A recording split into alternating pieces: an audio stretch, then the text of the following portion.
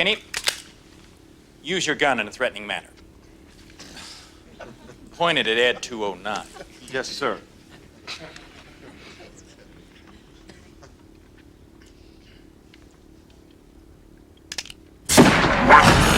put down your weapon. You have 20 seconds to comply. I think you'd better do what he says, Mr. Kenny. I'm going to use this discussion that took place in Uganda. And no, I'm not about to do another gay video. I'll do that some other time. But the discussion is about that, though. Now, the guest kept doing this thing right here. Yeah? And you see yourself basically fitting more in a certain box. I said I was born female, but my expression at that time and my internal sense of myself was male. So have you realigned yourself into being a male, or you still share both sexes? I am within transition. You're within transition? Yes. Now, we're looking at the raging debate. You're a gay rights activist. Why should someone be gay? Just for the record, I am not a gay rights activist. I believe there's nothing like gay rights. There is human rights. There is human rights. And there are humans who are gay and those who are not gay. So I'm a human rights activist. She kept doing that. She did that at least 5 times throughout the discussion. No, it's not gay rights, it's human rights. And where I'm at with the subject I'm going to get into is what the host did. I guess the host, he got tired of her doing that, so he decided to ask her a question. Or maybe it wasn't a question. Maybe he decided to point out something to her to let her know that him and the other guy up there ain't stupid. And I'm anti-sexual violence. Which is talking about there when it comes to violence, we're on the same page. Why don't you fight for heteros as well? What do you mean? Heterosexuals. What do you mean? Fight for heterosexuals? What do you mean fighting for heterosexuals? For their rights. Yeah, for their rights. They are I am a human rights defender. I'm not limited. I am not limited. You are an activist for LGBTI. Lesbians, gays, bisexuals, transgender, and intersexuals. Let me tell you something. Where's the H? Human rights. Okay, where's the H in your acronyms then? And that's what I'll be doing today. I'm going to be looking for the H. I see all kind of different people engaging in wars, and they have a side in these wars, but they don't want people to see them as a warrior in it. They don't want people to see them as a warrior, so they'll pick something that war entails, and they will say that the war is about that. People who are trying to hide their involvement. Like when I heard this dude he was in support of the Ukraine. He said that, oh no, it's not about Russia versus Ukraine. It's about economics. And I'm thinking, so what? It's still Russia versus Ukraine and all other nations involved. What do you mean? No, it's about gas prices. What are you talking about? You know what I mean? They'll single out an aspect or two about the war, then make the war about that aspect.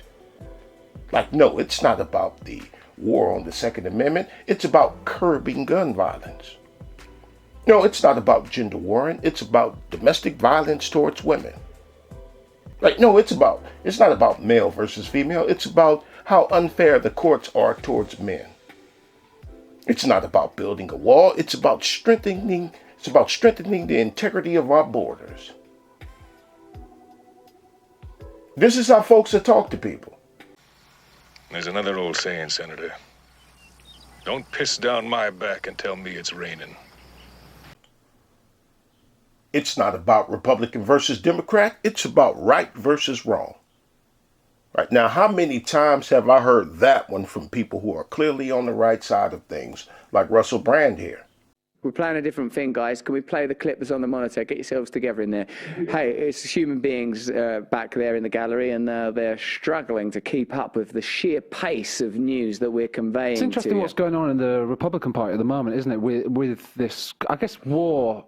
Generally speaking, we kind of know that a portion of them are calling for Biden to up the already record and massive budget, military and Pentagon budget, but then you've got certain elements of it, DeSantis being one of them, that are saying we need to, calling for peace and calling to de-escalate things and calling for less money being spent on the military. So they're going to have to work that out. What's the narrative going to be, I guess, by next year's election? It's going to be interesting. Again, I suppose, because the terminology, taxonomization, and nature of power is changing, it's more helpful than using the terms left and right, Democrat, Republican, to hold in mind the idea of central authority and peripheral voices. And if you use that terminology, you can start to see where the discourse is heading and why there's a need for new alliances. But where is the edge? That part of you that's unbiased and without prejudice. Where is the edge? Russell Brand is heavily right-wing.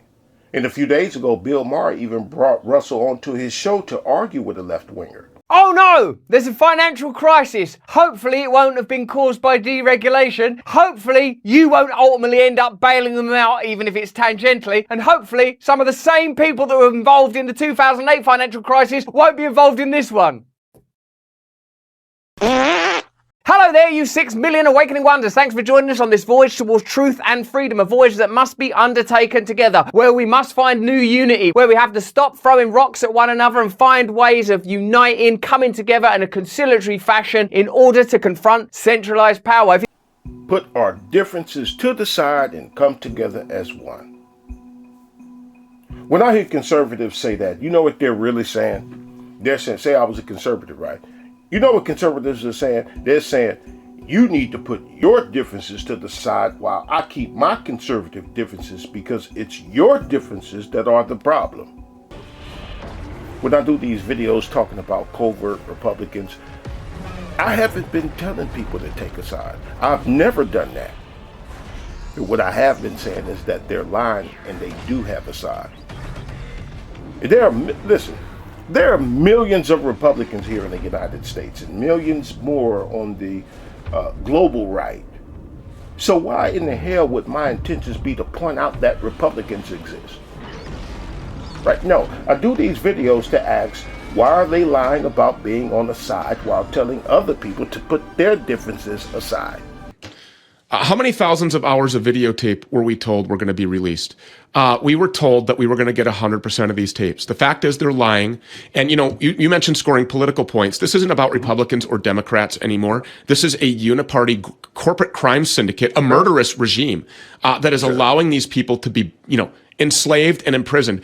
That is fascism right there. And it's being perpetuated at the hands of the so-called America First fighters that are complete frauds. And right in front of your face, they're being sold down the river with bribes and blackmail material and Epstein Island and big pharma investments and, the Israel lobby and the China lobby. These people are completely corrupt and compromised. And our Constitution tells us exactly how to handle this. There's a precedent, and we would be derelict in our duties as Americans if we didn't tear down any form of government that's oppressive to those rights and replace it with a true representative government. We are living under a corporate government crime syndicate. We are being fed lies by the enemy, by the regime of lies, by the empire of lies, using a complicit media to give you the illusion that we have some sort of a representative two-party system in this country, a constitutional republic of sorts. It is completely gone and dead. So if you're a viewer of Stu Crew, trust me when I say this is a big deal. This is the thing that has teeth. And I don't believe in Republicans and Democrats. I think that's a construct anyways. I think the whole thing is a construct and it's fake. So where is the edge? You heard him say that Republican Democrat is just a construct, as if he hasn't chosen a side in the construct, and as if saying it's a construct means it's not real. I'm going to put a link to Stu Peters' Rumble channel in the description box. And I want you to go over there and see if you can find anything neutral about him or his channel. See if you can find anything that he says that's not right-wing conservative, pretending that their mission is something other than to support the GOP. This is what they do. Right, let me read you the title of one of many. I said one of many titles where Stu has the word rhino in it. And what is a rhino? Rhino are acronyms for Republican in name only. I am the rhino! I told you I would be back! Or in other words, a fake Republican. Here's one of the titles. It says, Rhino sells out to trans agenda. School teaches kids gay sex. Mark Levine to defile Constitution. Well, thanks to all of the wickedness and rampant corruption and blatant mismanagement of Washington, this entire country is being dragged into the abyss. There's no denying that. Everybody can feel it. Just take a look around. But you know what? Have no fear. No, fear not. The Republican Beltway fundraising class in D.C. is here to sell you a super secret silver bullet that they claim will instantly fix all that ails our republic. If a double top secret fix existed, surely you would donate to the cause, right? Well, of course you would. You would be derelict in your duties if you didn't. Well, it just so happens that's the dagger to the deep state's heart that Mark Levin and Mark Meckler and Mark Meadows at the Convention of States Project has been selling. And boy, have they been selling it. Look at this.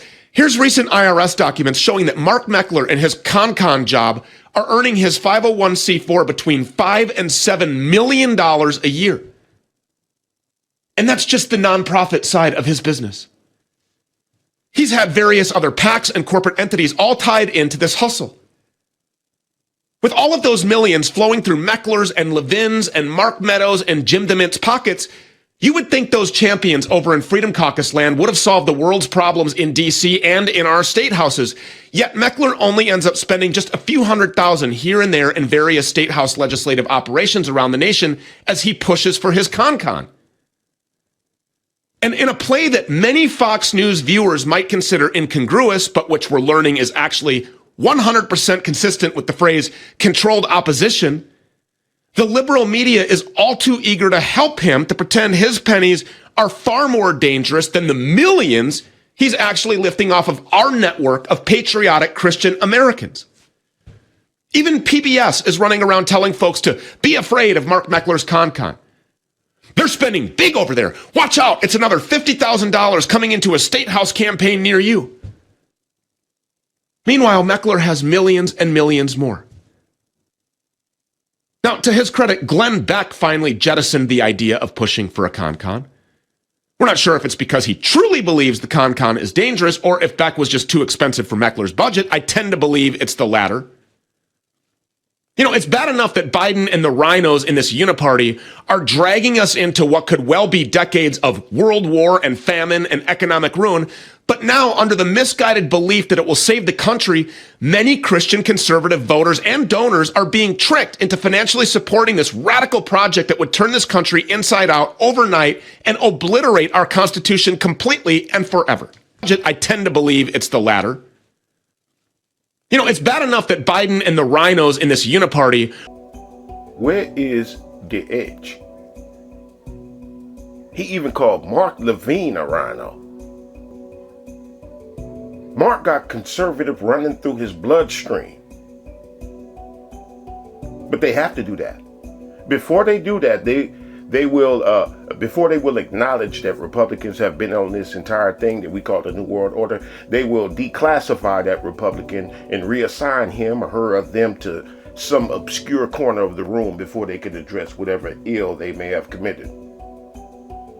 They will remove the name tag of that Republican before they will prosecute that person. Like when I saw that video of them cutting that cop out of his uniform. Right? They didn't want to arrest the cop. They had to turn him into a civilian/rhino first. Now, here's one of the things that I know about why people are lying about what side they're on. It's called herding. Making sure that people don't get away. Like people who are fed up with the Republican Party. So you herd them back into the pen, or you make sure that they never get out of the pen in the first place. Takes something in, doesn't he? Really sleepless.